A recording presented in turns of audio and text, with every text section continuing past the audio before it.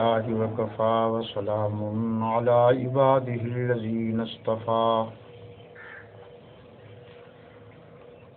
أما بعد فأعوذ بالله من الشيطان الرجيم بسم الله الرحمن الرحيم واللذان يأتيانها منكم فآذوهما فإن تابا وأصلحا فأعرضوا عنهما إن الله كان توابا رحيما إنما التوبة على الله للذين يعملون السوء بجهالة ثم يتوبون من قريب فأولئك يتوب الله عليهم وكان الله عليما حكيما وليست التوبة للذين يعملون السيئات حتى إذا حضر أحدهم الموت قال إني تبت الآن ولا الذين يموتون وهم كفار أولئك أعتدنا لهم عذابا عليما يا أيها الذين آمنوا لا يحل لكم أن ترثوا النساء كرها ولا تعضلوهن لتذهبوا ببعض ما آتيتموهن إلا أن يأتين بفاحشة مبينة وعاشروهن بالمعروف فإن كرهتموهن فعسى أن تكرهوا شيئا ويجعل الله فيه خيرا كثيرا وإن أردتم استبدال زوج مكان زوج وآتيتم إحداهن قنطارا فلا تأخذوا منه شيئا أتأخذونه بهتانا وإثما مبينا وكيف تأخذونه وقد أفضى بعضكم إلى بعض وأخذن منكم ميثاقا غليظا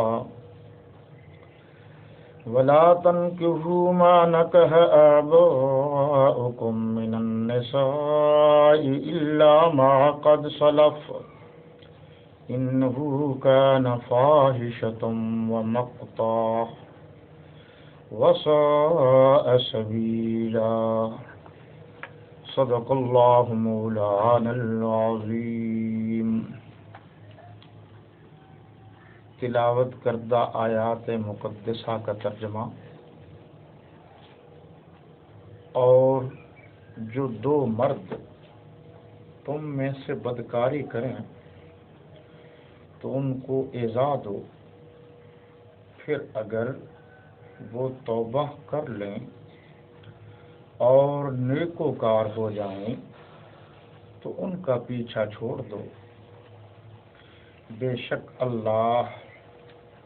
توبہ قبول کرنے والا اور مہربان ہے۔ اللہ انہی لوگوں کی توبہ قبول فرماتا ہے جو نادانی سے بری حرکت کر بیٹھتے ہیں پھر جلد توبہ کر لیتے ہیں، بس ایسے لوگوں پر اللہ مہربانی کرتا ہے اور وہ سب کچھ جانتا اور حکمت والا ہے۔ اور ایسے لوگوں کی توبہ قبول نہیں ہوتی جو ساری عمر برے کام کرتے رہیں یہاں تک کہ جب ان میں سے کسی کی موت موجود ہو تو اس وقت کہنے لگے کہ اب میں توبہ کرتا ہوں، اور نہ ان کی توبہ قبول ہوتی ہے جو کفر کی حالت میں مریں۔ ایسے لوگوں کے لیے ہم نے عذاب علیم تیار کر رکھا ہے۔ مومنو، تم کو جائز نہیں کہ زبردستی عورتوں کے وارث بن جاؤ، اور دیکھنا اس نیت سے کہ جو کچھ تم نے ان کو دیا ہے اس میں سے کچھ لے لو۔ انہیں گھروں میں مت روکنا۔ ہاں، اگر وہ کھلے طور پر بدکاری کی مرتکب ہوں تو روکنا نامناسب نہیں، اور ان کے ساتھ اچھی طرح سے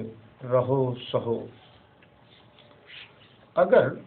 وہ تم کو ناپسند ہوں تو عجب نہیں کہ تم کسی چیز کو ناپسند کرو۔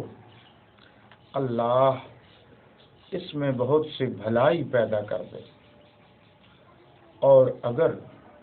تم ایک عورت کو چھوڑ کر دوسری عورت کرنی چاہو اور پہلی عورت کو بہت سا مال دے چکے ہو تو اس میں سے کچھ مت لینا، بھلا تم ناجائز طور پر اور صریح ظلم سے اپنا مال اس سے واپس لو گے، اور تم دیا ہوا مال کیوں کر واپس لے سکتے ہو جبکہ تم ایک دوسرے کے ساتھ صحبت کر چکے ہو اور وہ تم سے عہد واثق بھی لے چکی ہیں۔ اور جن عورتوں سے تمہارے باپ نے نکاح کیا ہو ان سے نکاح نہ کرنا مگر جاہلیت میں جو ہو چکا سو ہو چکا۔ یہ نہایت بے حیائی اور اللہ کی ناخوشی کی بات تھی اور بہت برا دستور تھا۔ آج ہم بفضلہ تعالی آیت نمبر 16 سے لے کر آیت نمبر 22 تک مطالعہ کریں گے۔ آیت نمبر 15 میں ان خواتین کا ذکر تھا جو بدکاری کرتی ہیں۔ جو مرد اور عورت بدکاری کرتے ہیں ان کے لیے اسلامی عدالت میں، شرعی عدالت میں سزا ہے، جن کو عرف عام میں حدود اللہ کہا جاتا ہے۔ یہ تمام تر فیصلے قاضی پر منحصر ہیں کہ وہ تمام شرعی شہادتیں حاصل کرنے کے بعد اسے جو سزا سنائے گا اس سزا کا ہی حکم ہے۔ اگر لڑکا اور لڑکی دونوں کنوارے ہیں تو پھر ان کے لیے 100 کوڑے ہیں، اور اگر دونوں شادی شدہ ہیں تو پھر ان کو سنسار کر دیا جائے گا۔ آگے یعنی آیت نمبر 16 میں ایک اہم بیماری کی طرف قرآن نے اشارہ بھی کیا اور وضاحت بھی کی کہ اگر دو مردوں میں سے دو مردوں نے آپس میں برائی کی تو اس کے لیے کیا سزا ہے، اس کا قرآن نے ذکر کیا ہے۔ یہ ذہن میں رہے کہ قوم لوط میں، یعنی لوط علیہ السلام تو پیغمبر تھے، ان کی جو قوم تھی ان میں جہاں اور بہت سی بیماریاں تھیں، ایک بیماری یہ تھی کہ وہ فطرت کے خلاف مرد سے بدکاری فحاشی کا ارتکاب کرتے تھے۔ اللہ تعالیٰ کے پیغمبر حضرت لوط علیہ السلام نے قوم کو سمجھایا کہ اللہ کی عبادت کرو، اس کی ذات، صفات، اختیارات، معاملات، امور میں کسی کو شریک نہ ٹھہراؤ، اور اس بدکاری سے اور اس غلط کام سے باز آ جاؤ۔ وہ قوم تھی، انہوں نے بات نہ مانی۔ اللہ تعالیٰ نے بطور سزا اس پوری بستی کو اٹھایا اور الٹا کر کے دے مارا۔ بعض مورخین نے بڑی عجیب عجیب باتیں لکھی ہیں کہ یہ کسی جگہ جو مٹی کا ڈھیر جمع ہوتا ہے، جسے ہم ٹیلا کہہ لیں، تو وہ اس میں کوئی نہ کوئی تاریخی حقیقت چھپی ہوئی ہوتی ہے، اور وہ کوئی قوم تباہ اور برباد ہو چکی ہوتی ہے۔ اس پر بہرحال ریسرچ کی ضرورت ہے۔ جہاں آثار قدیمہ میں ہم اور بہت ساری چیزیں دیکھتے ہیں، تو وہاں اس بات پر بھی غور کرنا چاہیے کہ یہاں آخر کون سی برائی، خامی یا غلطی تھی کہ اللہ نے ناراضگی کے طور پر اس پوری کی پوری بستی کو تباہ اور برباد کر دیا۔ اب اسی لیے قرآن نے کہا ہے قُلْ سِیرُوا فِی الْأَرْضِ، کہہ دیجئے کہ زمین میں گھومو پھرو، سیر کرو، فَانْظُرُوا کَیْفَ کَانَ عَاقِبَةُ الْمُکَذِّبِینَ، بس دیکھو کہ اللہ کی وحدانیت کا انکار کرنے والے جھوٹوں کا کیا انجام ہے۔ اصل بات یہ دیکھنے کی ہے سیر و تفریح میں کہ جہاں اللہ کی اتنی نعمتیں ہیں، اتنی مہربانیاں ہیں، اتنا فضل و کرم ہے